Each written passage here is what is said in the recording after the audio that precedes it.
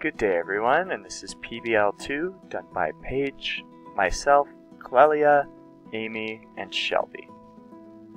Before we get into our presentation today, have a quick look at this interesting slide. Ever thought about how you developed your literacy skills? As stated by the kindergarten program, play nourishes every aspect of children's development.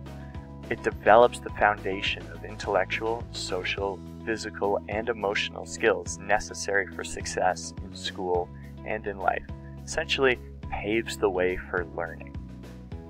With this in mind, have a look at this picture and see if there's anything you would think that only one would do over the other, and let us know at the end of the video if you have any comments once we reconvene in class. So the analysis question for today: why is early literacy and its intersection with play so crucial? What's the role of the educator in early literacy? And how can play foster these skills?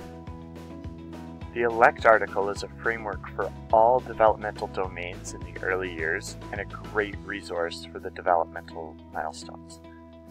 The kindergarten program that's available to anyone is a 4 megabyte download on the Ontario website. This amazing document has a plethora of resources that can help not only teachers, but parents and guardians as well to build a great foundation in a child's learning. Moving on to our theoretical lens. The kindergarten document states that there is a strong link between play and learning for young children. Intentional teaching involves educators in a way that allows them to participate in the children's play and observe what they say, do, and comprehend about specific topics such as literacy skills. Expectations 9 through 12 of the kindergarten document center around children's literacy skills. By planning, implementing, and observing the children through play, educators are able to ensure their students are gaining the skills they need to meet these expectations. The ELECT document highlights the importance of introducing literacy skills through play.